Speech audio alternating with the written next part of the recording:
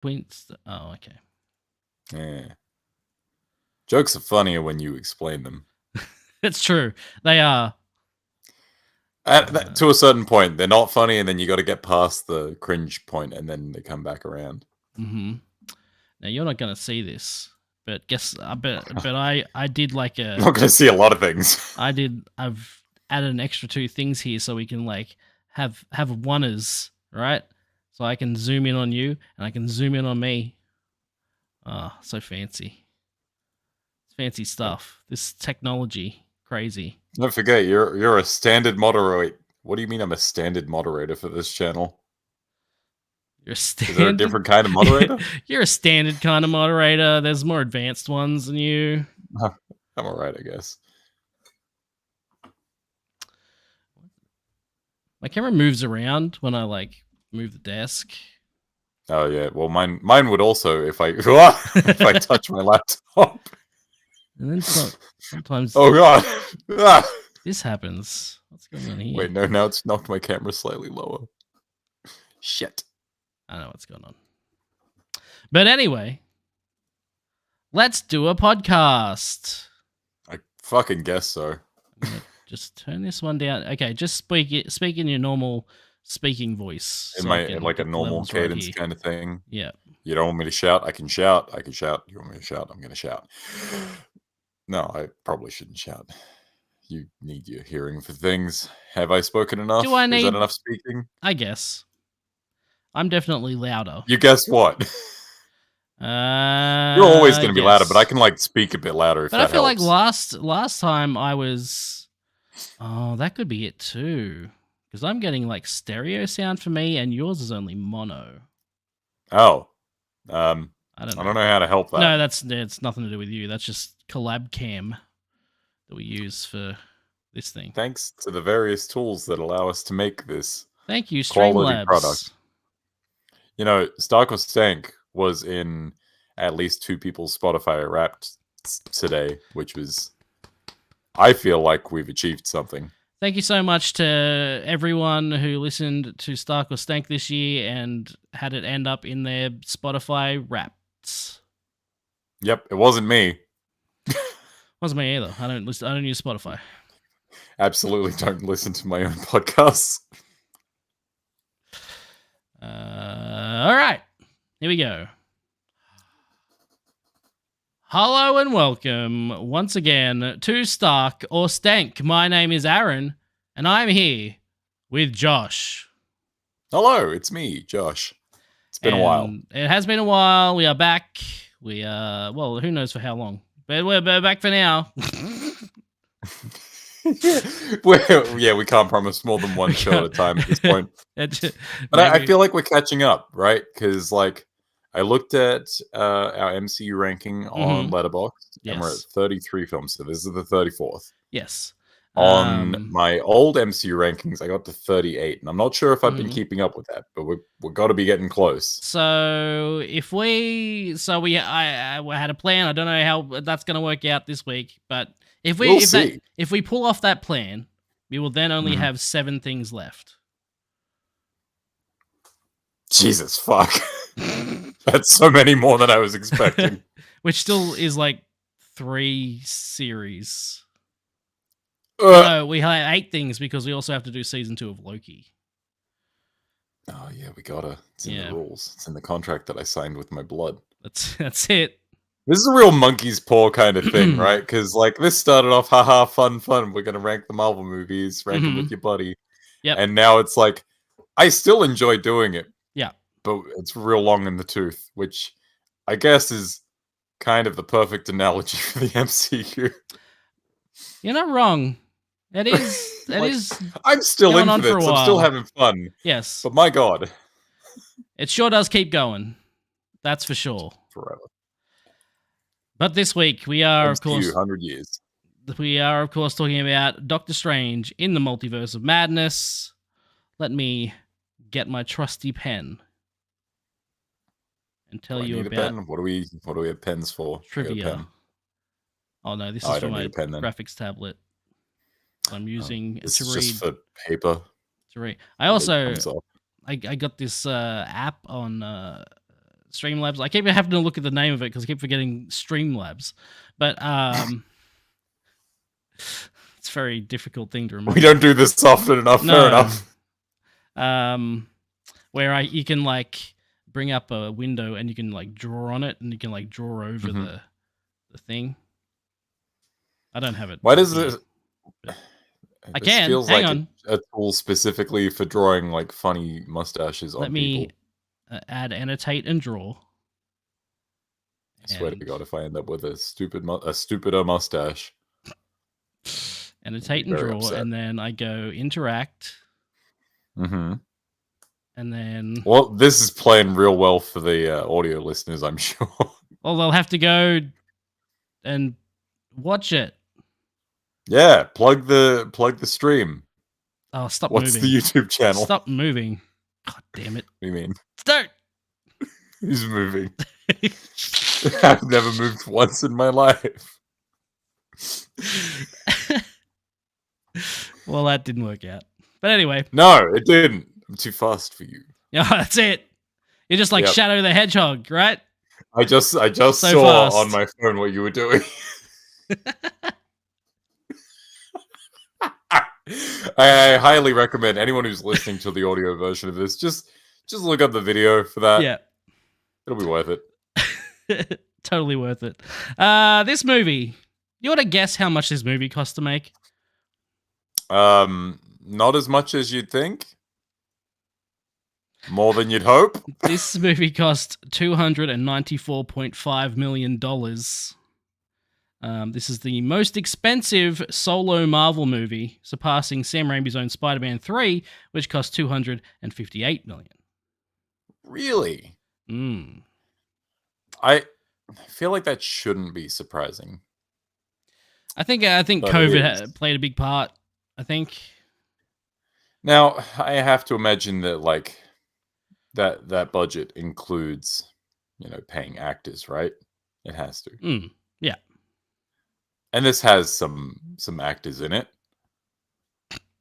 As movies do, yes.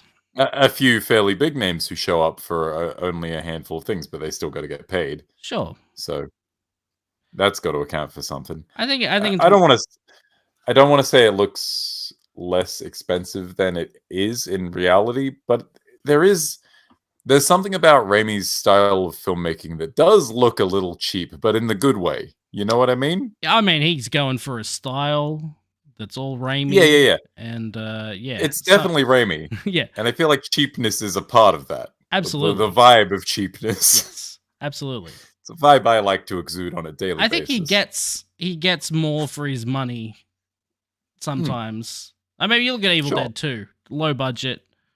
Some of that shit looks great and goofy. Yeah, fucking love that wall-mounted deer head. Yeah. It's really good. It's so good. It's good stuff.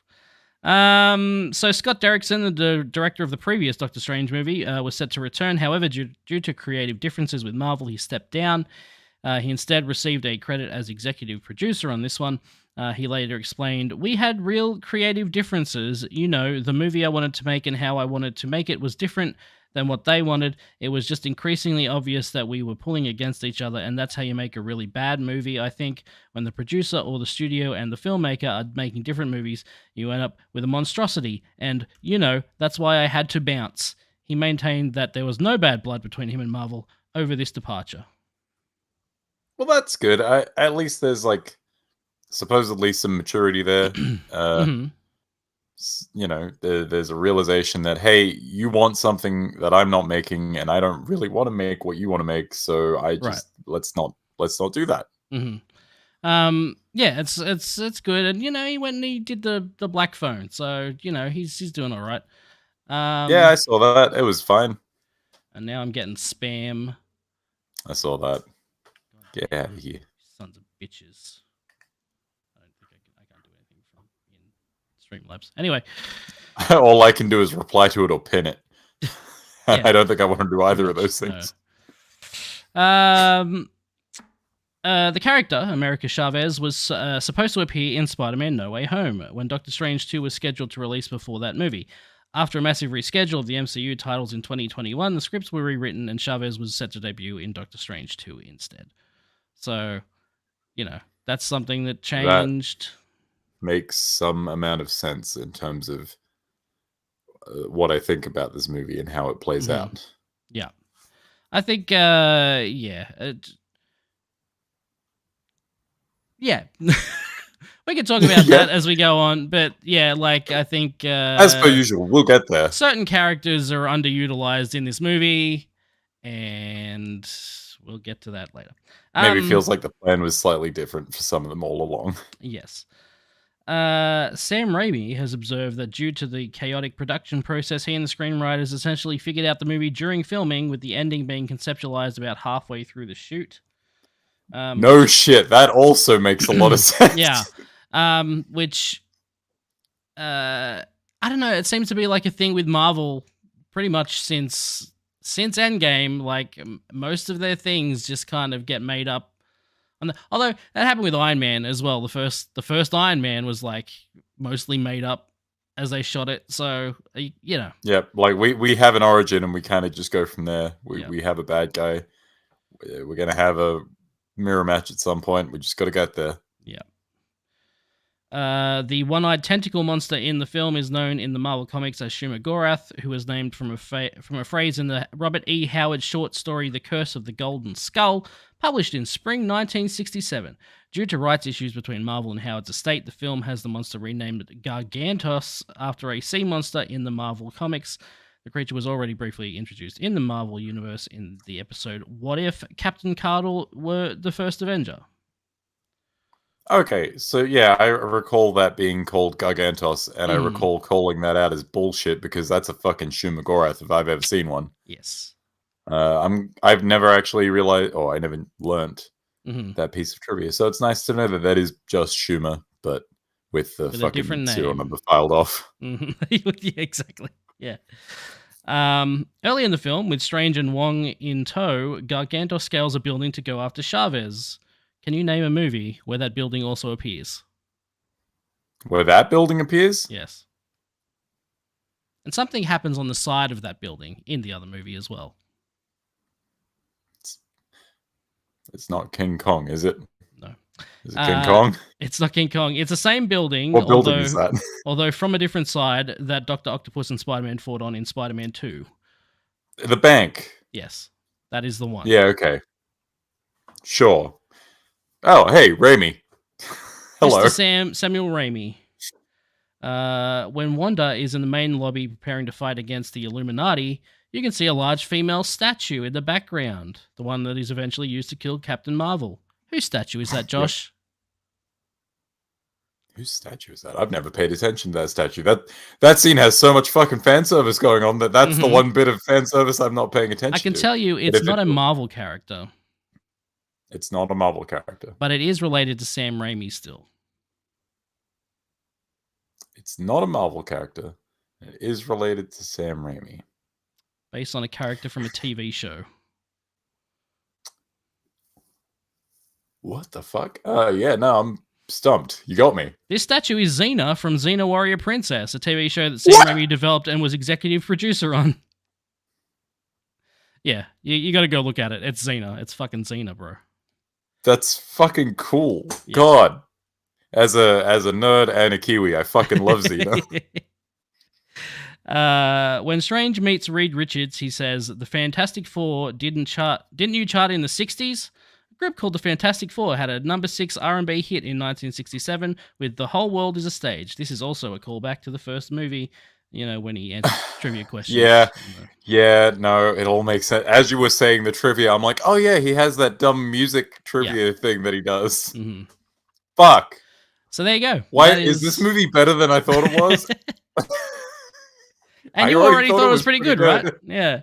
Yeah. Damn it. So here we are. That is all the trivia for this movie, and now we shall move on. This has been the best trivia segment we've ever had. We should take fucking 2 months off more regularly. I do feel pretty good. I'm not tired, so that's good. It's amazing what like 6 hours sleep will do for me. It's great. It's great stuff. It's so good. Now, firstly, before we get to the plot, do you like this movie? I do. I like Multiverse of Madness a lot. Uh-huh. Uh, Sames. it's like I came out of the theater first time just fucking beaming. I loved it, and every time Mhm. since, I've just been like, "Fuck, I love this movie." Yeah. This is a good time. And It's so fun. I think before we started recording, we were talking about if we're just like shills or not. If we're just like we're so invested at this point, we're just gonna just like them all.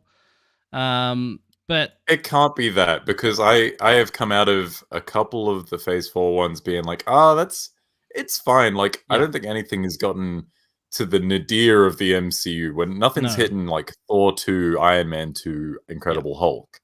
yeah, And even if they did at that point, you'd have to hit worse than that for me to be like, "Oh, hmm yeah."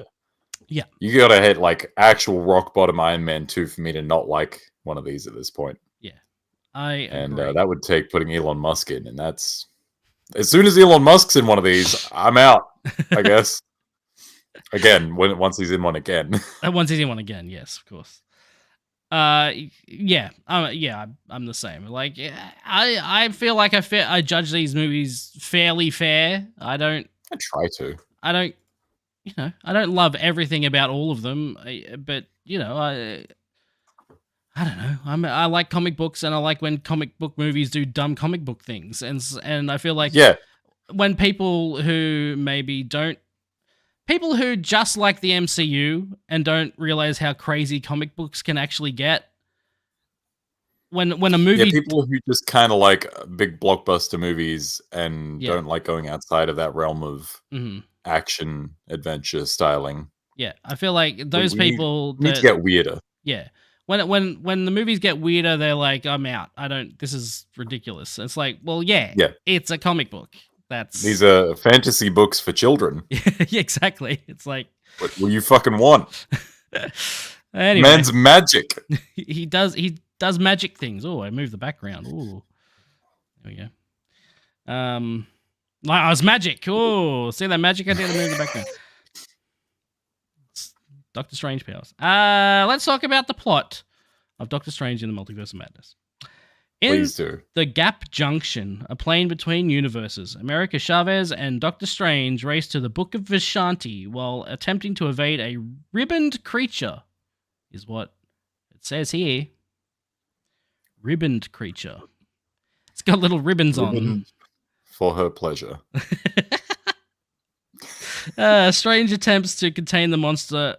Strange's attempts to contain the monster prove futile, leading him to attempt to steal Chavez's power of multiversal travel, while knowing that the process would kill her. However, the demon kills Strange during the process, and Chavez, in fear, inadvertently opens a portal to Earth 616, which she and Strange's corpse fall through. There you go. That's the beginning That of the is movie. accurate. That is what happens at the Yeah, beginning of the movie. love a in medias res opening on action Mhm. and cool shit happening. Yeah. Good And stuff. presented with characters we know, but looking fucking weird It's got that and ponytail. different. It's got that weird ponytail. There you go. Yeah, it's a good way to open the movie. And then cut to Doctor Strange wakes up, believing his vision to be a nightmare, and continues about his day. He dresses up to attend Christine Palmer's wedding, where he there. Wait, okay, there should be a full stop here. There, he reminisces about the time they previously spent together, but Palmer insists that the relationship would have failed regardless. During the celebration, an invisible entity begins to terrorize the streets of New York. Strange is forced to respond and reveals the entity as Gargantos, a gigantic tentacled creature. Also present is Chavez, whom Strange recognizes from his nightmare and rescues her. Wong arrives at the scene from Kamatage, and together they kill Gargantos by gouging its eye out. Strange. Oh, also about the eye. Supposedly, that is a scan of Elizabeth Olsen's eye. Cool if true. That's, again, a trivia thing, but I didn't. I have no way of verifying that, but Yeah, that exactly. is fucking sick if that's the case. That's what trivia told me. I don't know. Strange and Wong question Chavez, and she explains that the demons were hunting her for her powers. As proof of her claims, she takes them to the alternate Strange's corpse to prove that Strange's nightmare was actually a peek into his counterpart across the multiverse. What do you think about the idea that things that happen in the multiverse, you can like Used to when you have glimpses and dreams. nightmares, yeah, they're like multiverse things. I think that's a fucking neat idea. Yeah. And like it's as good as any for conveying this sort of like multiversal narrative. Mhm. It's a neat idea. It's a cool concept. I like it a lot. Yeah. I would also think I was having a nightmare if I saw myself looking slightly different with a slightly dumber hairstyle.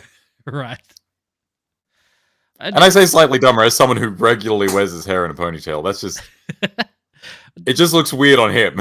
Does he is he seeing that from the point of view of the other Strange though, or is he like Or is he seeing what we're about? seeing? Yeah, that's what I'm. Is he a third person camera? Is he first person or third person?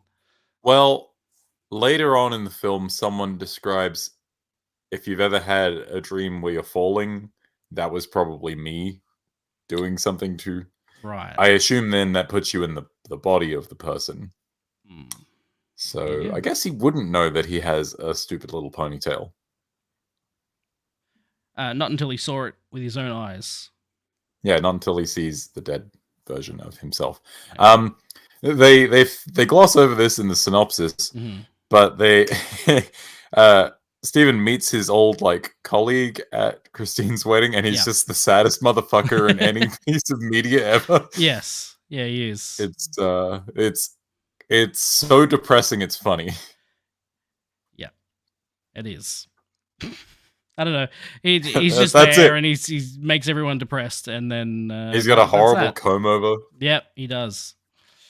Fun scene though. I like the street fight with the giant eyeball. I do like a good street fight. Love a good street fight. Yeah, the big fucking magic buzzsaws cutting the bus in half. Yep. That's a fun thing. The cape gets jammed underneath a car in a building for a little bit, so it can't come to the rescue. There's some cool stuff going on there. Also, this movie, I love how much they get away with their PG-13 rating. It like the fucking, what is it, like a light pole or something that stabs that eyeball with? Yeah. But it's not human blood. It's fine. Yeah, it's like it's the big giant eye monster. What are you supposed to do? All right, fair enough. I like what you're doing. Wong in this fight scene gets these cool. What is he? He has almost like a rope dagger type feel. Yeah, he does. Yeah. Am I remembering that right? Yes. That's pretty cool. You'll have to excuse me. It's been a little while. Yes. Just to note, we watched this like weeks ago in preparation for this podcast. For recording. And then we kept putting it off. But here we are. Yeah, so the fight scene's really good. We get the conversation in the diner, which is where we learn that Alice Stephen Strange is one of the few that's like monolingual. Yes, and also he's not the Sorcerer Supreme. Which we finally get the confirmation. Wait, no, we've had confirmation of that because that was in Spider-Man. Was it? Yep. Because Wong's there, and Wong's fucked there, off but I couldn't remember if it was in this scene that they talk about it, or they definitely mention it. No, they definitely talk about it. But like, they mention it here because America's like, wait, you're not Sorcerer Supreme, right? Yeah, and then there's a whole thing. Yes. But they definitely mention it already in Spidey. Right. There you go. Upon further inspection of the corpse, Strange discovers runes of witchcraft that he realizes were also present on the tentacled creature. Thought you were going to say, on closer inspection, these are loafers. The Simpsons has ruined my brain, and I'm sorry. I got to make that everyone else's problem. Oh, goodness. Knowing that this isn't his area of expertise, he visits Wanda Maximoff at her farm to ask her about what she knows about the multiverse. But he soon discovers that the farm is a chaos magic conjuration created by Maximoff herself. With the Darkhold in her possession, Maximoff reveals herself as the one who sent the demons after Chavez originally, believing that she could reunite with Billy and Tommy. Once she is able, doesn't mention that anywhere in the synopsis who Billy and Tommy are. Just says Billy and Tommy. Billy and Tommy, you know. You know, Bill and Tom. In fairness, how much context does the movie give to who Billy and Tommy are? I know they gloss over the events of WandaVision very briefly. They call it an incident in whatever the fuck. Right.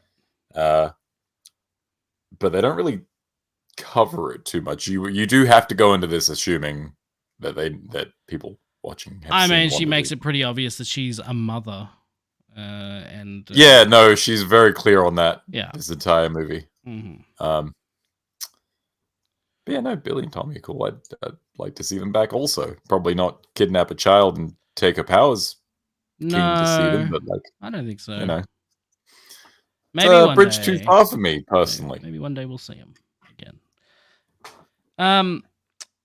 Believing she could reunite with Billy and Tommy once she's able to take over the multiverse. She take over the multiverse? I don't think that's what she wants. She doesn't want to take over the She just wants to have a kid. She just wants to multiversally kidnap her children from another version of her. She doesn't want to take over the multiverse. That's a fucking weird thing. It's a bit much. Yeah, she also gives Strange before sundown to surrender Chavez before hunting her down herself. Strange rejects her demands.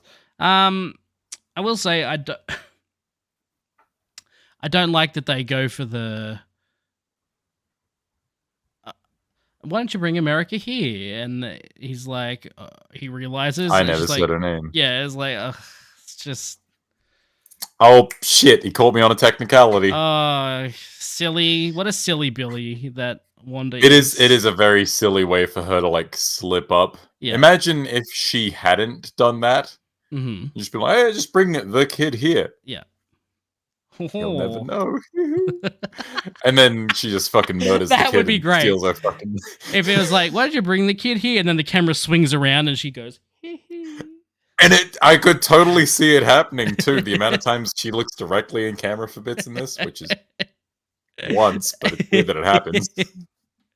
That would have been fantastic. It's just a deleted scene somewhere else. Like, it's an alternate ending. Speaking of deleted scenes, I didn't find this in the trivia, and I don't know if it ended up being shot. But there was... This movie originally did open with Wanda killing Mordo and taking over that... where she is, when Strange finds her. Which is why that house or whatever it is all, like... destroyed. Yep. Because she killed Mordo there. But like... Fuck Mordo. That's just like... Yeah, they completely removed that from the movie. And she's just here. I will say it is kind of crazy how quickly we get shit rolling in this movie. Like, we start with that little action escape sequence with America and Defender Strange. Mm-hmm. And then straight into... our universe, we get another action scene, then into conversation with Wanda, and Wanda's the bad guy. Plot go now. Yeah. I did also read a bit of trivia that Raimi, the movie originally, when it was written, was like Wanda's acting good for most of the movie, and then the twist was like in the last third. But Raimi wanted to like speed it up and like get a... I kind of appreciate that. Yeah. I kind of like, do too. I would love to see an alternate version of this where Wanda sort of keeps the act up most of the time, just to see how that plays out differently. Yeah. But her going balls to the wall, crazy heel immediately opens up so many fun possibilities that we see. Yeah. I can't complain too much about it. And the people who say that Wanda going evil in this is character assassination can suck my dick. It's pretty clear at the end of WandaVision that she's not. Isn't it just 100% reading the evil book that she was warned was evil and powerful? Yeah. Hearing the multiversal screams of her children. And she's also not good in WandaVision. Like, that's the thing. No! Like, she's the villain of that show. She's in a bad place, hurt people. Yes, but also absolutely. she did mind fuck an entire town. Exactly. She's holding a bunch of people hostage just to keep her fake family alive. And real hostage. Yeah. It's... Yeah, no, you can't tell me that Wanda being the bad guy of this movie is a fucking stretch, because it's not. No. Plus, and also she's great as a villain. The first movie she appears in, she's the bad guy. It's like... she's got it in her. She's got that dog in her. She had a moment where she was good. Yeah. She ended up killing a bunch of people. I'm willing to believe that Wanda Maximoff is a good person as a character. Mm-hmm. But circumstances have fucked her over so badly that she has to do the evil thing because the evil book is telling her to. I've read enough Cthulhu, Lovecraft mythos to know that evil books is some shit, man. Yep, that's it. Look at Raimi's previous work. Mm-hmm. Evil books, man. They be some shit. Loves them. Who doesn't? I love evil books. Great. Anyway, really love it if Drag Me to Hell could come to 4K. Anyway. Yes. Give me that fucking goat swearing at that lady again. That movie's so good. I should watch that movie again. We should just rank that movie. Just rank that movie against that movie? Yeah, exactly. No, that movie against there's a director's cut, right? Oh, there is, yeah. Oh, yeah, I saw it in theaters, and the theatrical cut is fine. But the director's I think that's the one I also saw. That's a topic for another day. Yeah. Stay on target. Yeah. Stay on target, Josh. As Chavez is over at Kamar-Taj, the masters of the mystic arts fortify the area in preparation for Maximoff's assault with a magic shield and various other defenses. However, Maximoff's telepathy targets one sorcerer and disables his magic, leading the shield to collapse, allowing her to shred through the resistance of Kamar-Taj. Strange entraps her with the mirror dimension, which proves to be ineffective as she escapes using reflections. Cornered, Chavez accidentally opens a portal, allowing herself and Strange to flee across the multiverse. They land in Earth 838 in a futuristic New York City, where they walk towards the New York Sanctum in search of Strange's counterpart in this universe. But as that counterpart has died defeating Thanos previously, they are instead greeted by this universe's Sorcerer Supreme, Baron Mordo. So, couple of things. Do love that Wanda's whole plan to assault Kamar-Taj is, which one of these is a bitch? You. I'm just gonna go whisper some spooky shit in your ear. You should totally. And she's spooky about it. She's real good. So you should fuck off. Fuck off, kid. Do you want to die today? Yes. I love how this is just Wanda just at her most evil. I mean, she gets to be full on like horror entity in this because you got the reflection shit, the eye in the that the eye in the water? Yes, yeah, in the puddle, Gross. and she like fucking she full on like herself out of the mirror, out of the she Ringoos herself out of a fucking thing. Yeah, I love it. It's really really good. You'd never guess that Raimi was a horror director. Never ever. Not once. Trapping in the mirror dimension is a fun visual. Getting out of the mirror dimension via fucking reflections is a fun thing. Mm-hmm. Man, she really tears that school apart. She Get does. fucked, Asian Hogwarts. God damn. Yeah, it's really good. This is great. Can we touch on the fact that there is a Minotaur child there? Yeah, there is. Minotaur student there. There's a guy. Something about it makes me think that that's like a teenager Minotaur. It looks like a young Minotaur. I don't know what Minotaurs look like, so I'm just fucking wrong. Yeah, but he's just the one, and everyone else is just a dude. There's just Minotaur guy. What's his deal? Who can say? I know that is an actual character, but I couldn't tell you anything about them. I've just seen them in a comic panel before. It's so weird. Yeah, good scene. Lots of fun with the horror elements when Wanda eventually gets inside and she's playing with the mirrors and stuff. Very good. Fucking fake Ancient One eats shit. Yep. He dies super hard. He does. Yeah, good stuff. Good scene. Fun. Oh, And then we get the multiversal jump, where we go through a bunch of different universes, like the Paint universe.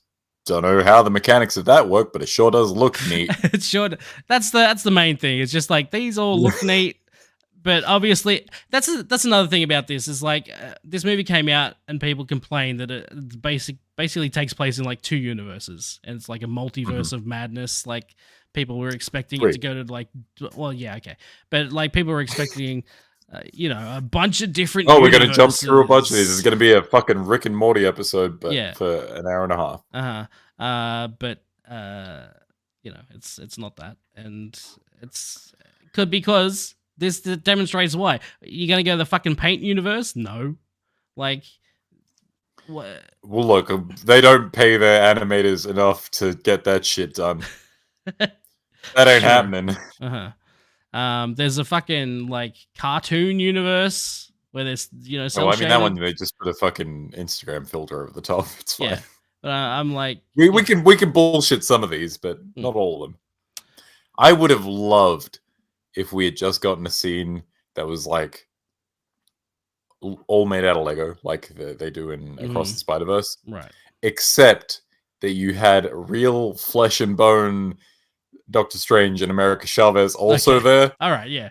With like human-sized Lego people. Yeah. That would be the fucking best. That's another thing too. Like they're going through these different universes, but they're like changing as they they're also like changing. they become paint. They pop out as Lego. So yeah. So I guess they'd come out as Lego. Yeah. I have no idea how. Yeah, we've thought too much about it, and now it's no longer cool. But you go on Red. We get go that. And food is free. Bruce Campbell's there. It's not. He's there, and his food is not free. Ready to punch himself in the face. So a thing came out recently. I saw in a bunch of articles floating around on the website formerly known as Twitter. Yes. That Bruce Campbell has said that his character in that is the same guy from the Spider-Man movies. I'm like, I don't think Bruce Campbell actually means that. I think Bruce Campbell just says things. Yeah. What does he care? He doesn't give a shit. Oh no, he's gone. Hang on. He's disappeared. Will he be back? Who can say? This is our this is the part of the episode where Josh disappears and then comes back. It happens every time. Hooray! Hi. I can say stuff. I'm saying stuff. Okay, stuff you were cutting out, but no, you're okay. Okay. So anyway, as I was saying, I don't think Bruce Campbell actually knows that that's the same character, because that would imply that Raimi's Spider-Man is in this universe. And frankly, it's Bruce Campbell. I don't think he knows that much about this stuff. No. And also, there was that one time he said he was definitely going to be in Mortal Kombat, and then he wasn't. I think Bruce Campbell just says things, and that's fine. He's cool. We'll allow it. Bruce Campbell's great. Then he beats the shit out of himself for a while. Watch Bubba Hotep, everyone. Oh, fuck. I keep meaning to do that.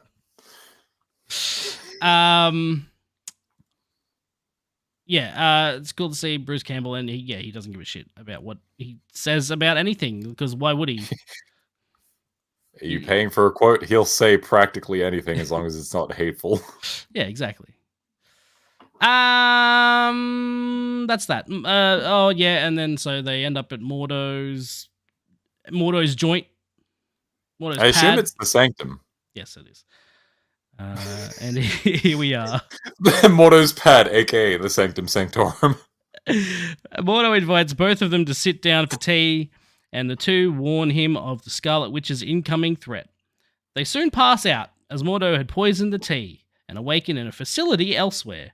There, they meet that universe's Christine Palmer, who works at the facility as a scientist that helps with managing different multiversal threats.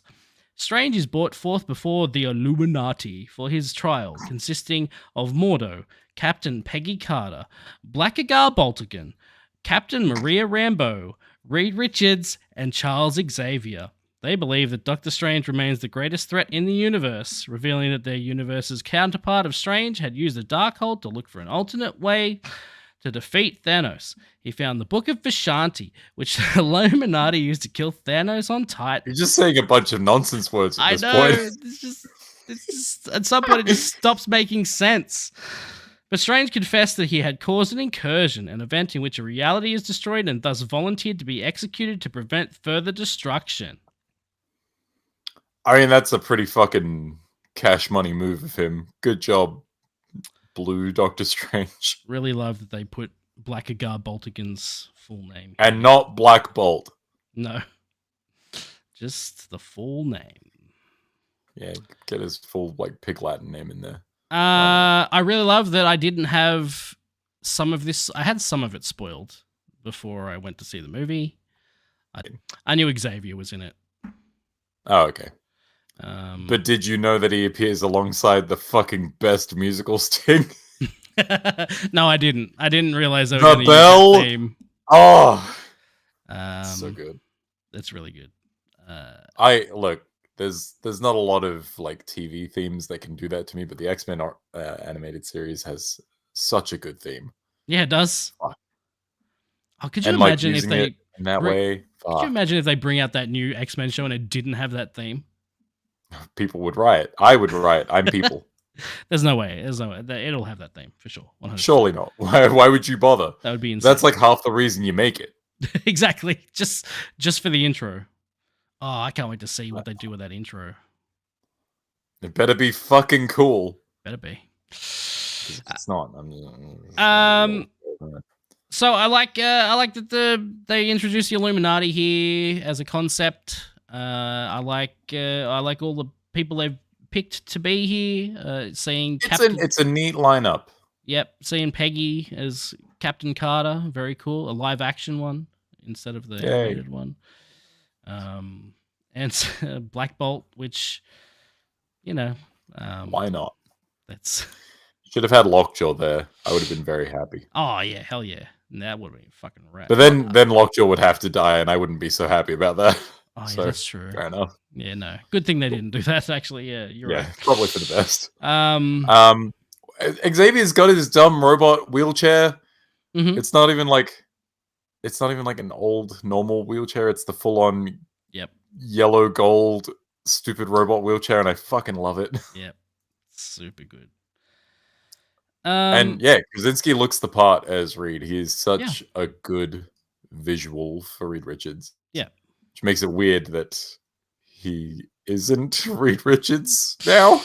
I mean, I assumed that this was a one and done for him as Reed Richards. For sure. So, he looks so good in the part. This is a good example of fan service because it's not calling attention to itself. It's not like this one's for the fans. It's like that's just they picked that guy to would be that guy. Would it have still been good fan service if they had Iron Man here, but Iron Man was Tom Cruise? Yeah, as was one of that still would have been cool. I think like if they could have got. Is Tom that Cruise. Because it hits that that sweet spot of here's a cool like movie trivia factoid that not a lot of people would know about, but here it is for the people who really know. Yeah. It's that secret fan service. Yeah, exactly. You like getting fan serviced, but in secret. In secret. Yeah, exactly. It's like that's that thing that happened. Yeah. Okay. No, I can get behind that. Also, like, I feel like the Illuminati as a concept is just deep enough that, like, surface level comic book readers would be like, okay, that's a weird thing. The Illuminati's like a real world conspiracy thing. But then comic book readers would be like, oh, that's a thing in the comics. Yeah. That's cool. I like that. And I don't think they're going to make that mainstay of the main MCU. I hope not. That gets messy fast. Yeah. It's good as a one and done thing that happens in this specific universe. If they bring it back, I'll look less fondly upon this. Right. Hey, not to spoil too many things too far ahead. Yeah. Do you find it funny that in multiple universes, Captain Marvel is not our Captain Marvel. Right. Yeah. It is weird that It's they've a done strange thing that's happened twice. Yeah, it is weird. What was I gonna say? Oh, I like how this movie looks mostly. Like, for the most part, this is a well shot movie. The scenes where they're in the like holding cells. Yeah. The big light cages. Yeah, they're shot at like a higher frame rate, and it just looks too much like an old TV show. Let's say it's Looks just a little like, bit cheap. yeah, it doesn't look great. And it's the one visual thing in this movie that I'm just like, why did they do that? I just don't understand why they went that way. I find it funny that that's the one thing for you, when I know for a fact that there are like hundreds of people who shit talk this movie for looking the way that it does, and you and I are just like, no, that's part of the charm. That's what we like about it. Leave it in. Okay, no, what do people shit talk visually about? All the Raimi shit. But I like all the that. fade-ins. Yeah, I know. All of the stuff that's the best part of the movie. Right. Oh yeah. I actually did see this floating around on Twitter today, where people were like, "Oh yeah, people talk shit about the Taika Waititi and Sam Raimi movies in the MCU." It's like, yeah, because they're the ones with personality. You can tell who fucking directed them. Yeah, exactly. Like, fuck off. I'm amazed that James Gunn doesn't get lumped in with all that. Yeah, again, yeah, it's like those are James Gunn movies. Yeah, they're toned down slightly, but like they are still Disney movies. Yeah, I mean, they're Marvel. We can't go full on. But, you know, they are as James Gunn as Disney will allow. Yeah, exactly. Yeah, no, totally. Like, I don't recall the like noticing the frame rate thing, but it feels like something that happens in that scene. I don't remember them looking particularly good. Yeah, it's just a weird choice that they made for that. Yeah, as opposed to all the other weird choices in this movie, which fucking rock. Yeah, exactly. I love me a montage to rock music, to like trippy that fucking guitar rock music shoots the moon and comes back to being sick. Yeah, it's good. I was thinking about that earlier today, like, oh yeah, that Dreamwalk sequence is so fucking cool. I'm like, I just like the way it's shot with the panning camera and the fades, and it's all very nice. And then the guitar just knocks it up to 11, and I'm like, fuck, I love this movie. God. And then doesn't when Strange passes out, it does the thing on his face. Yeah. Oh. the circle fade on his fucking face. So good. So good. Oh, I need Sam Raimi to fucking direct more things. I agree.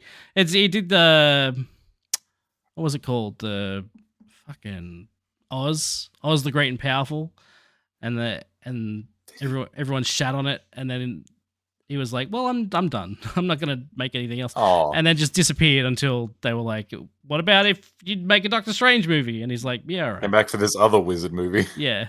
Well, he wanted to make a Doctor Strange movie back when he did Spider-Man, you know, and then he didn't get to. So this was his chance. Dreams do come true. Dreams do come true eventually. All right. Hey, so Mordo's part of the Illuminati, right? Yes. Because he totally feels like their fucking butler. He kind of does, yeah. Oh, spooky hand. That was the spooky one. I legitimately got freaked out for a second.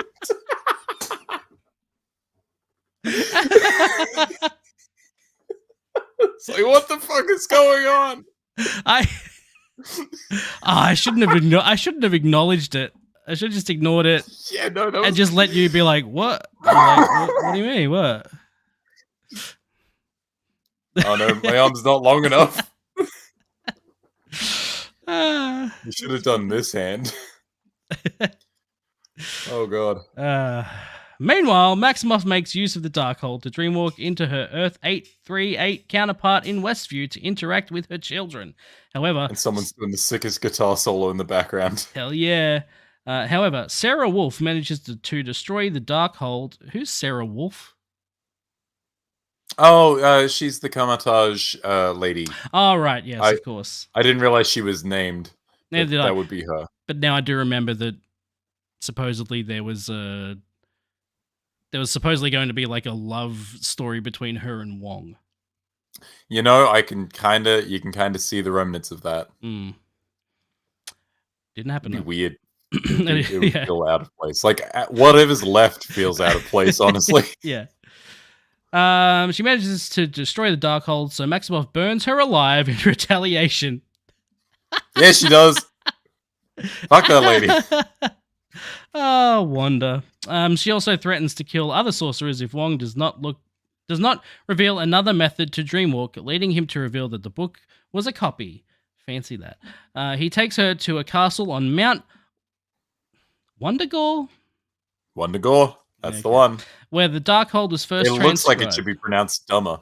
It does. Yeah. Wundagore. Maximoff... You got a V. Wundagore. Maximoff uses the castle's power to dreamwalk back into her Earth 838 self and raids the Illuminati headquarters in search of Chavez. Before they could vote to execute Strange, Carter, Black Bolt, Rambo, and Richards leave to respond to the attack, but Maximoff easily kills them. Xavier enters Maximoff's mind and attempts to liberate her from the Scarlet Witch, but fails as she snaps his neck. Mordo votes to kill Strange himself, who tricks him into destroying his restraints before escaping. Okay, so is it the first or the second dreamwalk in which 838 Wanda looks directly at camera and it scares the shit out of half of the audience in the theater? Because I vividly recall like people audibly gasping when they're having like ah. Yeah, I remember it. I just don't know when it happens. I think it must be the first one. Whatever. Either way, it's fucking good. Mm-hmm. I need more people staring directly at camera out of nowhere. Yeah. Make it like the fucking Shining or something. Yeah. This is one of those sequences is also the part with the creepy ice cream song, right? Yes.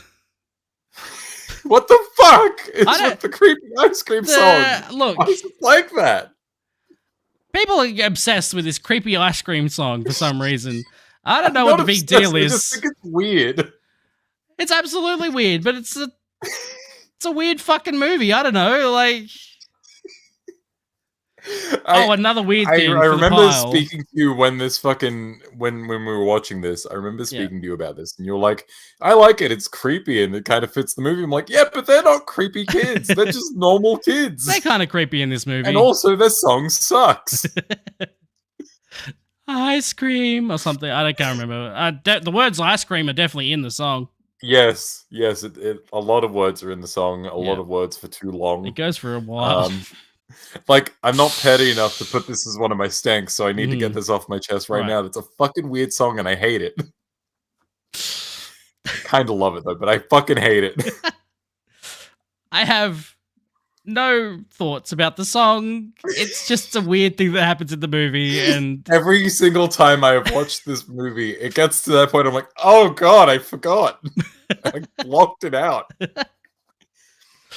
Well, yeah, I mean, even to the point that, like, I didn't even remember it being a thing until you brought it up. I was like, oh, okay. They sing a song. Don't remember that.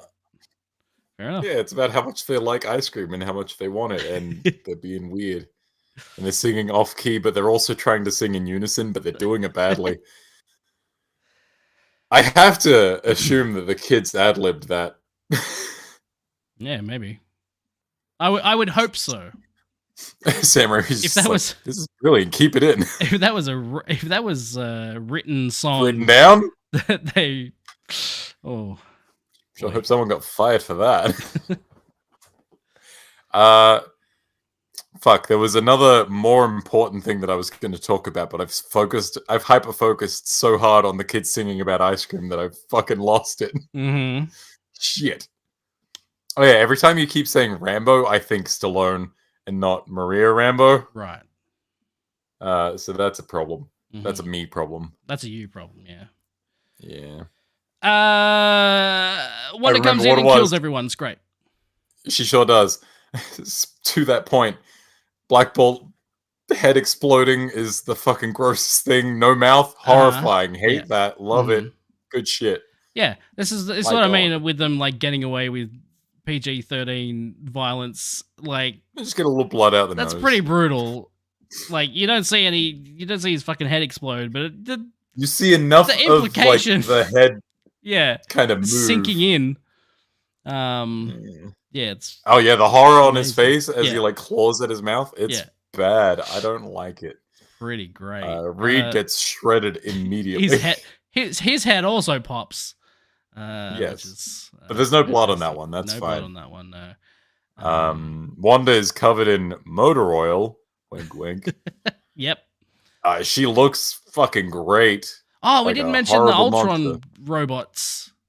Oh yeah, the Ultron. That's an interesting thing too. The assumption here has to be that like Stark made those, right? Yeah, there has to have been an Iron Man at some point. Yeah. It's the setting of 838 makes me think about what has to be different in that universe. It's a fun little bit of like fan theorying. Because the little bit of a flashback they show to where Thanos is killed, he's killed on Titan. He never makes it to Earth. No. And he's killed with his own fucking two-handed sword thing, which is rad as fuck. Mm-hmm. It makes me wonder, like, did Iron Man has to have survived at some point to make the Ultron armors? Right. Does Iron Man survive the fight with Thanos? Was he a part of the Illuminati? Was he dead? I don't know. These are all fun questions that we can ask ourselves. Yes. They'll never be answered. Leave in the comment, email us on the show and tell us what you think is different in this 838 universe. Aaron, what's that email? totalbadmail@gmail.com. Oh, okay. That was easy. I don't have one for I thought you'd forgotten. No. I get emails there all the time. That's spam. Just realized looking at the playback that I was pointing the wrong way on the video, but the right way in the app. Fuck. Oh, well. Rookie mistake. God damn it. Hey, so... You've fucked up this whole show now, Josh. I really have. When Xavier's in Wanda's mind... Yes. And he gets his neck broken in her mind. Yeah.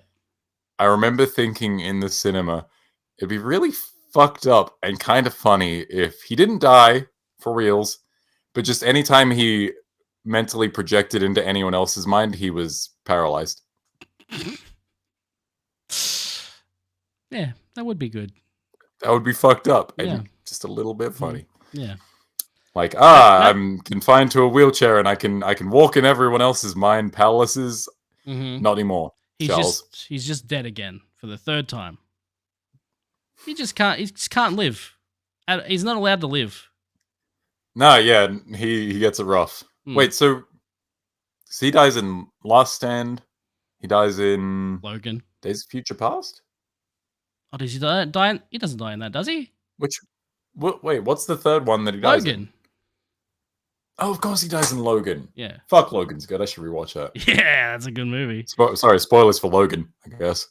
You should have watched Logan by now. Fuck you. This is your fault. If you wanted to watch that movie, you would have watched it by now.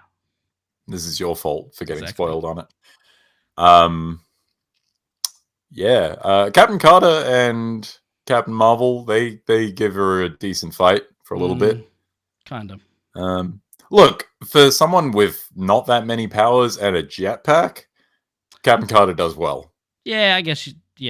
Sure. For someone with all the power, Captain Marvel does less good. Yeah, no, she's... You get squished by a Xena statue. Which, frankly, if I'm going to go out, that's how I want to die. Let's see. Oh, and Mind Wanda looks fucking horrifying. The Scarlet Witch in there. When she comes through the clouds. Spooky. Yeah. Yeah, it's terrifying. Really cool. The Illuminati's efforts have also bought Palmer enough time to free Chavez, and the two escape into the sewers, where they rendezvous with Strange. Maximoff continues to pursue them into the Gap Junction, where Strange retrieves the Book of Vishanti. However, Maximoff quickly destroys it and takes control of Chavez, using her to send Strange and Palmer into another universe. She takes Chavez back to Earth 616, abandoning her alternate self, who returns home to Westview. Maximoff then prepares a ritual to take her powers. Elsewhere, Strange and Palmer land in a universe that is being destroyed by an incursion and head towards its New York sanctum. There, they find a sinister counterpart of Strange who had been corrupted by his copy of the Darkhold and possessed a third eye because of it. Yep. You know, sometimes you read too hard, you grow an extra eye. It happens. Yeah, that's how it works. You get I've got smart 4 eyes. that you now can see extra. Yeah, you got to read all those words. Yeah. So we kind of glossed over the fight between Mordo and Strange. Yes. It's a fun little action bit. It's fine. It's serviceable. Everyone gets to use their magic because they get the little magic handcuffs. Yes. But Mordo's got his little magic jet boots. Those are fun to watch. Mm-hmm. It's a fine scene. Yeah. Yeah. Mordo, like, for the Doctor Strange rival character, Mordo gets the fucking short straw a lot, I feel. Yeah, I mean, remember when he was set up as like the big bad for this franchise? And the end of the first movie, he's like, I'm gonna be the bad guy now. I'm gonna fuck up every wizard. Fuck them all. And then Wanda killed him at some point, supposedly. And now, or he just went away for a little bit. Just went away. I feel like Strange mentions that Mordo is like trying to actively kill him back in his reality. That's right, yeah. So I guess they've had run-ins that we've never seen. And I do like to think that things do happen between these movies that we just don't get to see. Yes. It's a bit sad that his like nemesis doesn't get a movie to himself. Mm-hmm. I guess we'll make it like a holiday special. Maybe that can be the next Halloween thing. Yeah, I'll watch that for sure. I'll watch an hour of Mordo and Strange fighting. Sure. Yeah, that sounds good. Yeah, there's nothing really else to add here. We do get the look at Sinister Strange's home dimension, which is fucked beyond belief. Lots of floating cars. Yeah, it's very reminiscent of that one episode of What If, which I guess makes sense. Yes. Except for just the hardest shot in all of the MCU for me, which is the staircase going up and the blood moon. It is so fucking cool looking. Yeah. I want that to be a mural on a wall of my home. Okay. Please. I'm sure you can pay someone to do that. I don't have money. Oh. You don't have money, you turn Italian. Yeah, well, I didn't say. You said it. You're saying all Italian people are poor. I heard you. I don't think you heard me. Damn it, Josh. What are they trying to get us cancelled? Yes. Then maybe we'll come back stronger than ever, which seems to be the case. Oh, yes, that usually is the way. When questioned about the Darkhold, this sinister counterpart warns against using it. However, Strange still engages in a musical battle in order to retrieve the book, believing it to be the only way to stop Maximoff. The fight ends with Strange killing his evil counterpart, and Palmer reluctantly agrees to assist him as he dreamwalks into the other alternate Strange's corpse back on Earth 616. As he travels to Mount Wundagore, the spirits of the damned inhabiting the Darkhold attempt to attack Strange in both universes, but Palmer is able to protect Strange as he binds them into a cloak. He reunites with Wong and they attempt to fight Maximoff, but are easily defeated. Okay, music battle. Yes. I need to know how you feel about the music battle. Okay. When I first saw it, I was like, why is this happening? There's no setup for this. At no point was it ever made clear that Doctor Strange loves throwing musical notes around. It's just weird and random. But then I was like, I like this movie. I like when it does weird, random shit. I'm going with it. This is great. I'm so glad we've sort of landed on the same page of he has no reason to do this, but it's hype as fuck, so I don't care. And also the music's really fun. Yeah. It's just it's a cool thing. My rationalization for it is that Doctor Strange really likes music. He does really like music. Like that's definitely been established. And so okay, sure, yes. Why not just control musical notes off a sheet? And also, like, so much of the music just fits with the gothic aesthetic of the whole fucking place. It's really cool. Shut up. Shut up. It's cool. Let us have cool things. Super dumb and also cool. Yeah, it's fucking great. It's a very God damn it. funny fight. And it's so fucking stupid. that happens, and then we get those demon creatures. And you get that one amazing camera that's just like the viewpoint of the one flying around and getting in Christine's face. This is the most Sam Raimi shit in the world. I fucking love it. And when it happens later to Wanda, when they get up in Wanda's face. That's really great too. Yeah. They're like, it's like kind of terrible CG, but it also works really well. Yeah, look, it's not, they're not the scariest demon shadow things I've ever seen, but within the context of everything that's happened up to this point, it fucking works. Yeah. They're like weird little shadow skeleton monkeys. They remind me of the mummy monkeys from The Mummy 2. The Mummy Returns, whatever the Mummy sequel was. Oh god, I'll take your word for it. Where they're going through the forest and there's like zombie capuchins or some shit. It definitely sounds familiar, but I haven't seen that movie. Yeah, it does. Decades. You should fix that. Should I? Yes, those movies are great. The first one's fine. Those movies are great. He throws a chair, and that's always good. Those movies are great. Okay, fine. It's fucking fantastic. They're the best movies ever made. Hell yeah. Oh, good. I know exactly what I need to do whenever we get to the ranking part of the show.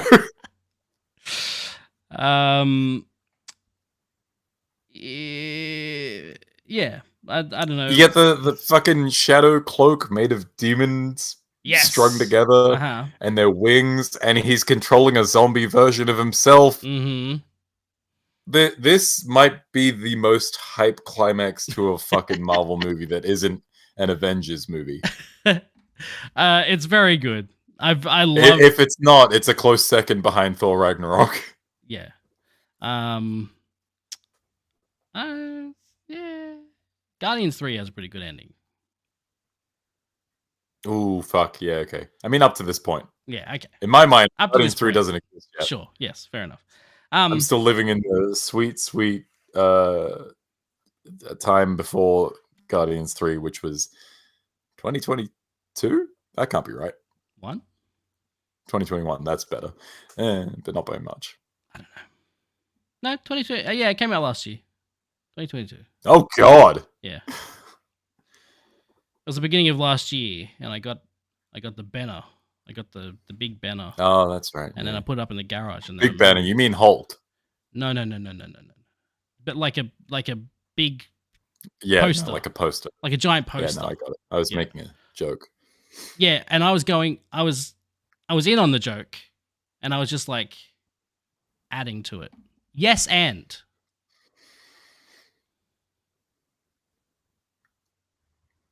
You said no.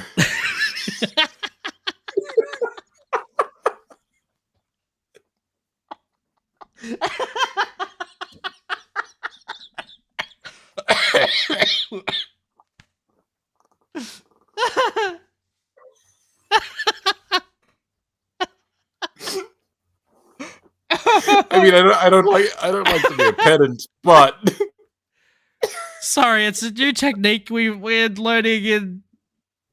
It's no end. Yes, and it's no but. No, and it's an advanced technique, okay? Oh yeah, I'm not on that level. Oh god. Yes, and is like entry level, and then no but is Yep. like Yeah. It's top tier. beyond. Yeah, Go a level beyond. that's it. Yeah. Oh, fuck.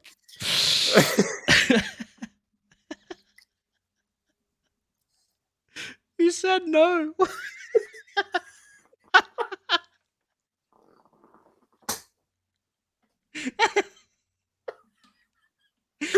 Oh no.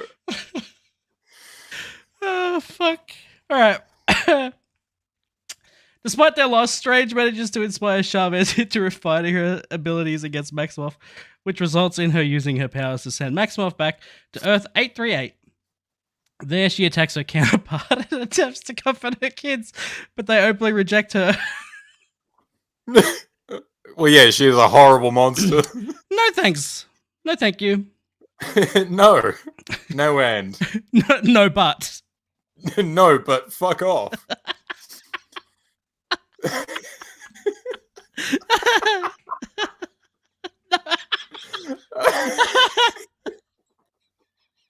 I never expected 3 words could derail this podcast entirely. No, but fuck off. Oh my god.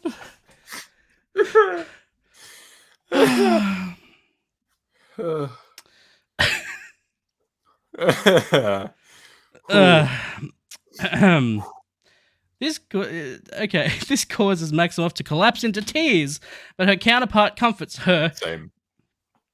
Breaking her out of the Darkhold's corruption. Realizing the destruction she had caused, I mean, I'm pretty sure she knew earlier on, but fair enough. Look, it depends on how much you want to follow, like, the Darkhold manipulation brain fog. Right. If we're willing to go with that, Mm-hmm. I'm like, yeah, okay, that might snap her out of some sort of Darkhold trance. Sure. I mean, I think it's just the fact that, like, her kids are openly rejecting her. Oh yeah, that too. You know, that's like, if you ever want to feel bad about anything you've done, look at your kid's reaction to it.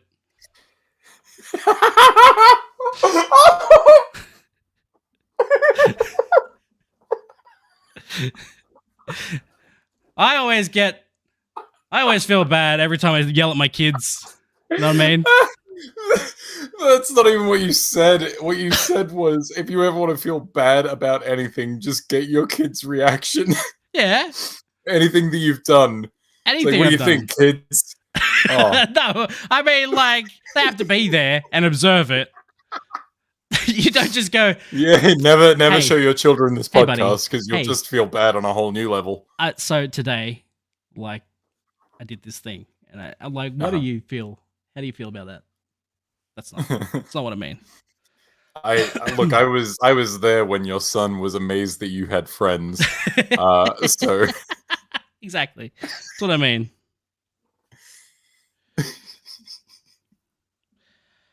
Ah, goodness. Realizing the Maximoff sacrifices herself to destroy the castle. I'm skipping some letters. Yeah, we're down towards the end. I'm just skipping some letters.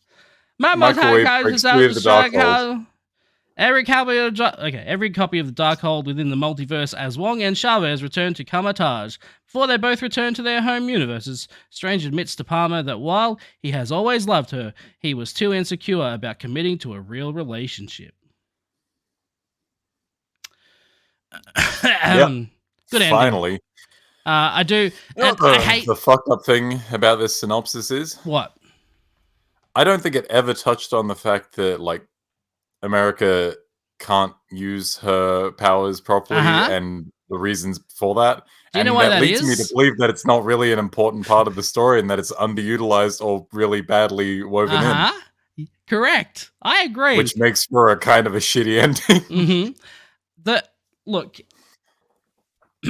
this whole movie, I can't control my powers. So I can't do that. I can't control my powers. And then as soon as believing in yourself? The first time she says it, I'm like, okay, so by the end of the movie, someone's going to tell you to believe in yourself, and you're going to do it. And then, what do you know? That's what happens. Look, I'm fine with the trope of can't control powers, needs to work through that. That's a fun angle for a storyline, but I don't like the trope of the power was within you all along. You just Right. needed to believe. Yeah. Believe. Fuck you. And then she like believes super hard. Like she's like, "You're right. I'm gonna fucking fight this witch." And she's gonna punch a hole in space and time intentionally. The shit out of her. It's like this whole movie you've been like, and now the power to beat the shit out of Elizabeth Olsen was inside you all along. Yeah, and this whole movie, America is very underutilized and treated just as like a way to get from one place to another. She's barely a character, like some kind of plot device. Exactly. She's just like, we're going here now, and then they go there, and then she's forgotten about again. Just she's barely a character in this movie, and it's disappointing.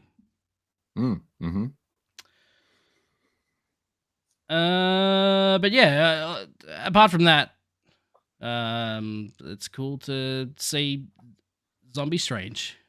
I like. Yeah, he's fucking rad, and you know what? I'll give the movie points for having the "you gotta believe in yourself" speech come from decrepit, rotting right. Strange with his half-open monster face. Yeah, it does get points for that.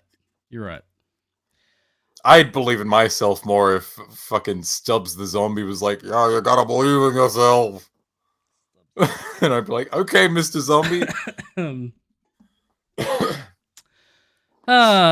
Kamar-Taj begins to rebuild as Chavez starts her training in the mystic arts, while Strange returns to New York and repairs the watch his Palmer had gifted to him. He takes a walk afterwards, only to collapse and cry out in pain as his third eye opens. And someone goes fucking ham on a whammy bar. Yeah, wow, that's great. So and then we get one of these again. Close it on the eye as it's looking around like it's just it's very funny. What a fucking way of finish. But that's the thing. That's not the end.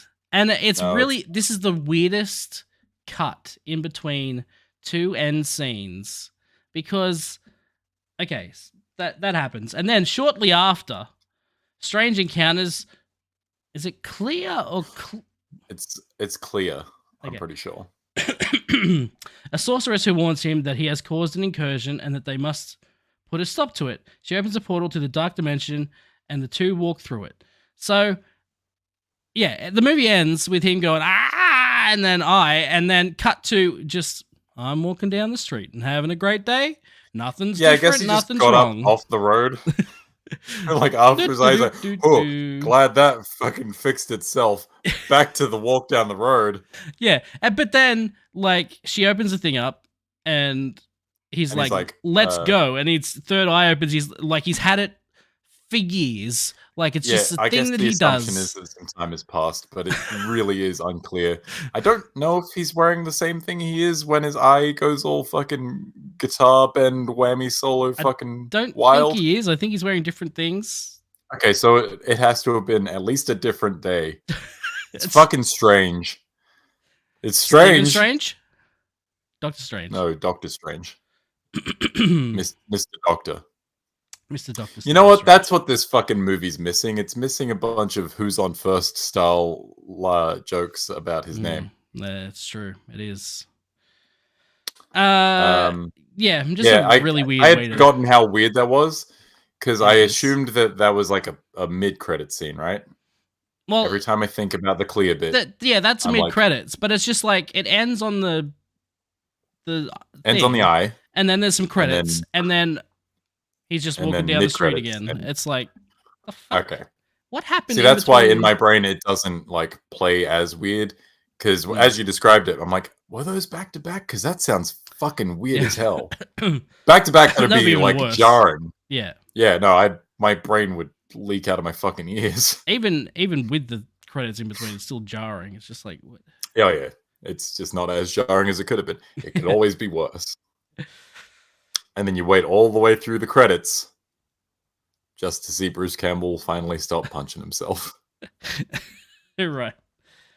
It's over. It's over. There you go. That is Doctor Strange in the Multiverse of Madness. Overall, a fun movie, in my opinion. I like it. Really quite good. Hmm.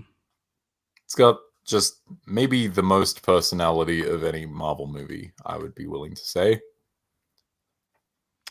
Yeah. I mean, it's definitely... It knows what it wants, and it does what it wants to. Someone knew what they wanted. Yeah, exactly. Now is the part of the show where we talk about what we liked and didn't like in the section we call Stark or Stank. I have my evil book right here. The title of the show. Right there. Oh, God. You can't see it, but it's there. Oh. Fucking last episode was like a decade ago, so I'll just go. I have aged up an entire year since then. Exactly, in the last decade. Yeah, you're doing well. I age very slowly. Look at my face; you can't even tell. Did you say you want me to go first? No, I'll go first. Okay, you go first. My first Stark is that cheesy Raimi goodness that pushes the PG-13 rating as far as it can. That's what I like about it. Yeah. This is a Raimi movie. I have a very similar Stark. This feels very Raimi. Lots of visual and directorial choices that have a distinct creative flair to them. It's fun to see. I like when I can tell that a thing was made by a certain person with a vision. Yeah, exactly. And it's not common in the MCU. A lot of younger directors that don't really have a style, and or they don't have the clout to sort of back up their own style against the Disney machine. And it's just like they just come in and they're just there just to tell people what to do, and hopefully it turns out in the end for Marvel. If you're lucky, you get a genre style that feels different. Otherwise, it's tough to get like an actual authorial feel to one of these things. My second Stark is seeing Scarlet Witch unleash and murder however many people and just be straight up bad guy finally, even if she doesn't see herself that way. I like that. I like that. She's just a bad guy in this movie. I agree. Her as like this horror entity is so fucking good. Like she gets to be creepy. She gets to be scary as fuck. Yeah. She gets to look like a badass the entire time. It's that is a good point.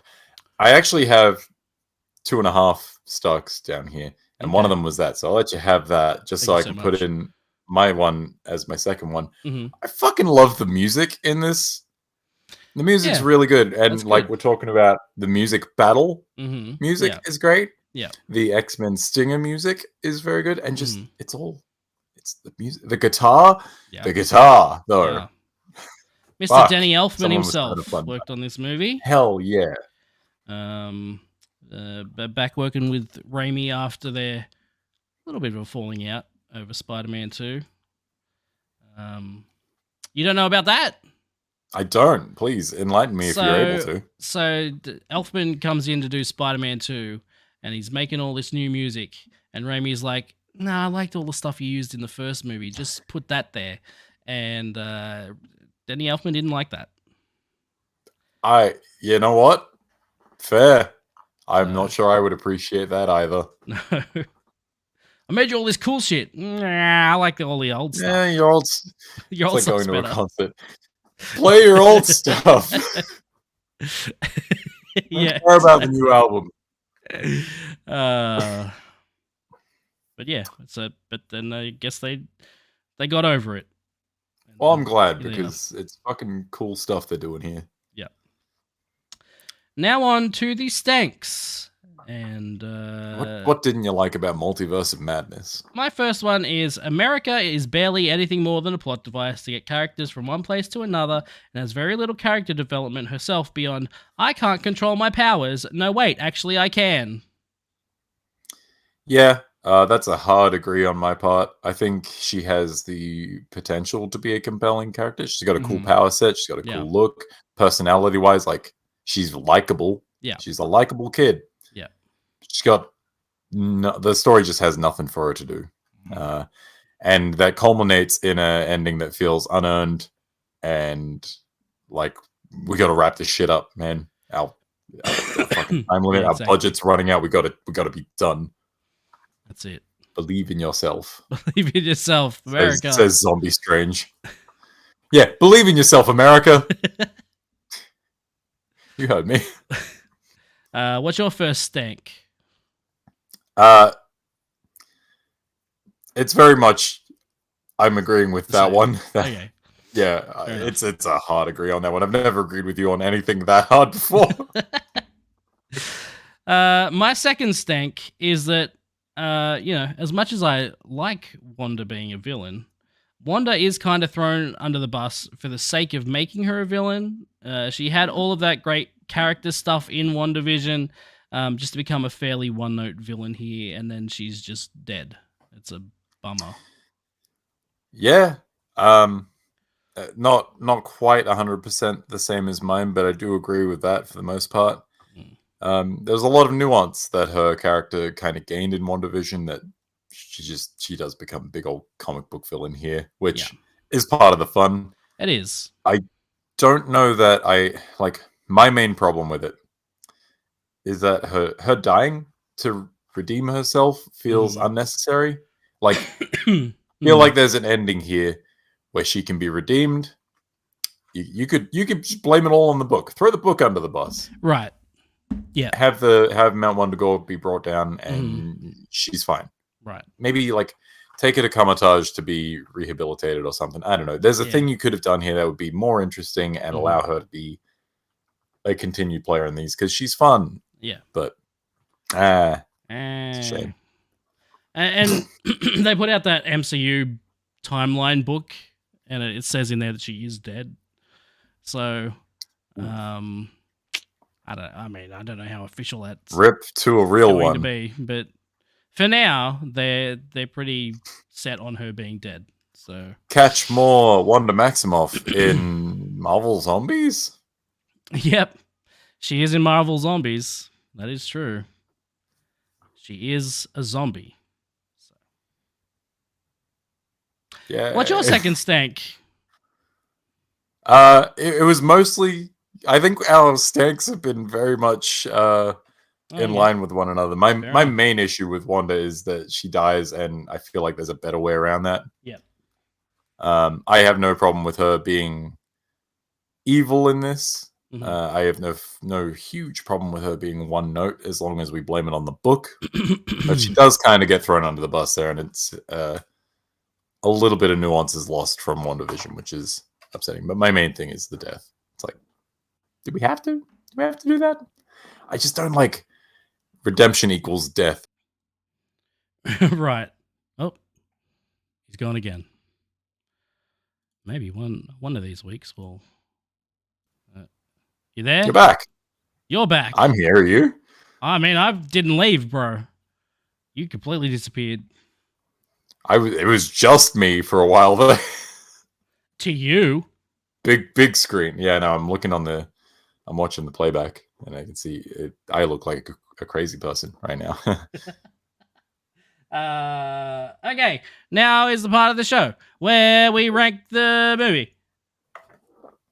So if you'd love to read that out while I get up the thing that we're looking at.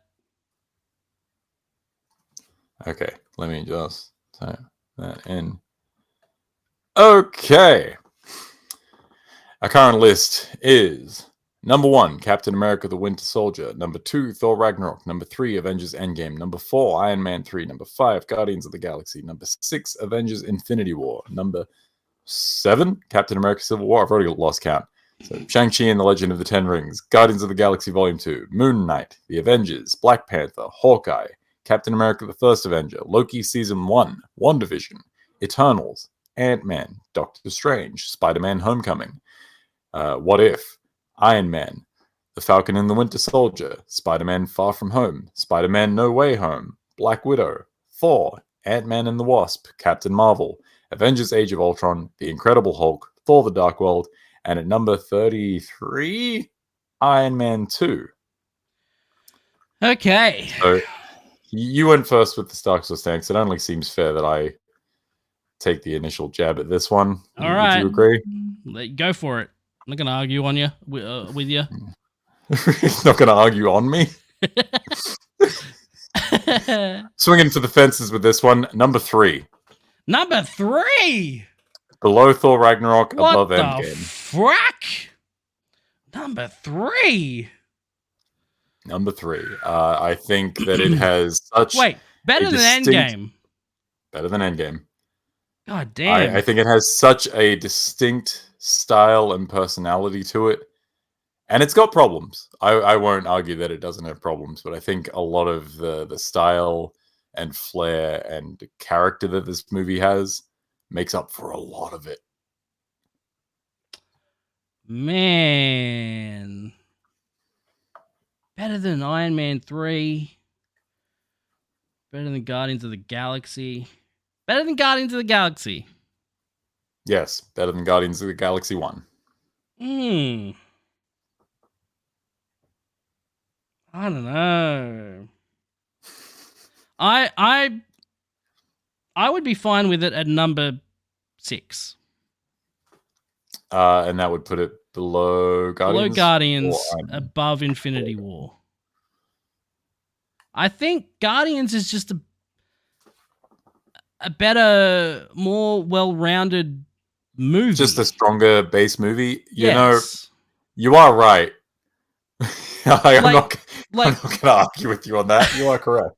The crazy things in Multiverse of Madness are crazy and fun, but it's also kind of disjointed and. Yeah, it's got some pacing issues. There's some stuff that's been left on the cutting room floor, and could have maybe made things a bit smoother.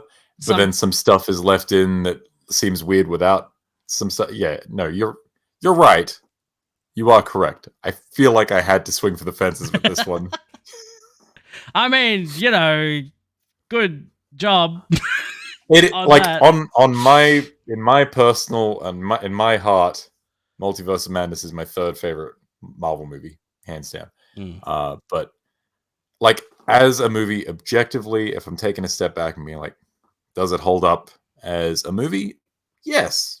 For the most part, I think it does hold up as a film on its own right. You add in all of the Raimi shit, for lack of a better word. Yeah, I think that elevates it. But you're probably right. The Guardians is not only a better movie at a base level, it also has a lot of that personality and directorial sort of. Yeah. It's a James Gunn movie, and it's also I think all of the characters are like way more fleshed out, and everyone gets a better time of it than America. I mean, it has a weak villain. Like obviously, like Wanda is way better as a villain. Yeah. But Wanda may be one of the most enjoyable MCU villains to watch. Yeah. And that's probably coming from the fact that she's an established character already. Yeah, she's been built up. She's got that working for her. But then, as you said, she's impacted by, being, as you said, thrown under the bus a bit, being turned into just a straight comic book villain rather than having a lot of her character development shine through. So that's a bit of a downer. I think I'm happy with 6. All right. Let's do it then. Are you happy with 6? I'm fine with 6. I think it's better than Infinity War. I would. I mean, we've already ranked these movies, so but there's no going back. Change it now. But I'm just saying, I think Shang-Chi is a better movie than this. But I would say this again at a base level. Yes, I think Yeah, no, I'm happy with Doctor Strange ranking above Shang-Chi. I wouldn't be mad if Shang-Chi had placed above that, but Yeah, but that's it not the is where it conversation to is. have. That's Yeah. where we decided to put it. So yeah, Frankly, I'd have Guardians higher or Guardians 2 higher, but we're not re-ranking stuff. That's not what this podcast is. That's what we do in 5 years from now. if anything, I'd put Guardians 2 lower. Yeah, I know you would. Hang on, that's my knife. Anyway, let's go in number 6. Let's make it official. Yes, I agree. Hang on, let me push save on this. Make it official. Okay. Done. It is official. We have a new number 6. I'll read it. Will you? Here we go. Number 1, Captain America: The Winter Soldier. Number 2, Thor: Ragnarok. Number 3, Avengers: Endgame. Number 4, Iron Man 3. Number 5, Guardians of the Galaxy. Our new number 6, Doctor Strange and the Multiverse of Madness. I consider this a win. 7, Avengers: Infinity War, etc. and so on. Iron Man 2 right at the bottom, where it belongs. Always number forever. 34. Number 34. It's going to be number 34 until we add a 35th. That's movie. it. That's how it works. Yep. That's how ranking works. I don't know if you're like new around here or if you're new to the concept of ranking. Mm-hmm. Explain to the audience. Absolutely not. I refuse. All right. Well, there we go.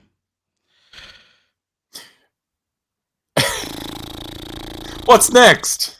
Let me double check here. Let me check. I'm fairly sure I know what it is.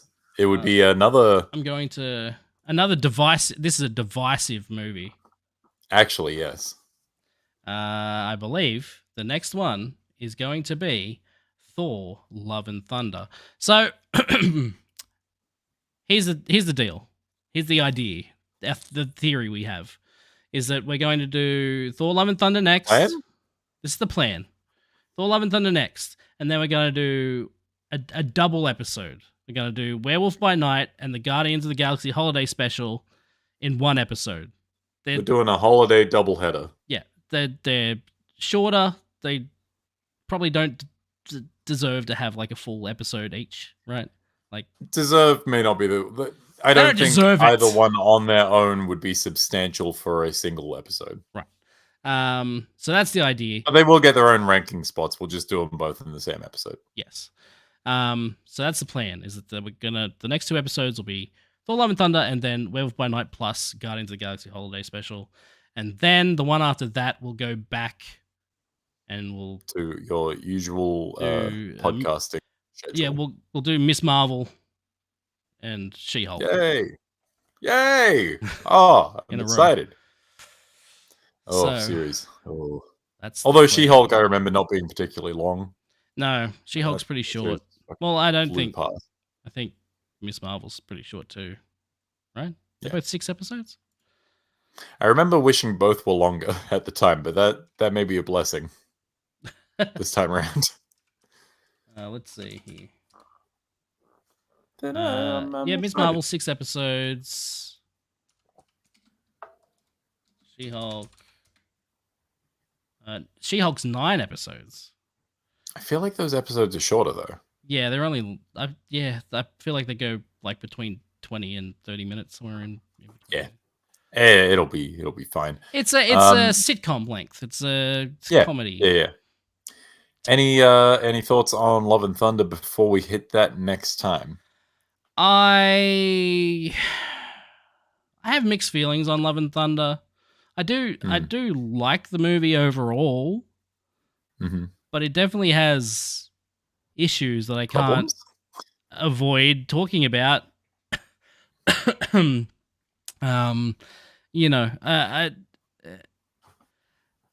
there's any movie in the MCU that is 100% a product of the person who made it, Thor: Love and Thunder is probably the most Taika Waititi movie.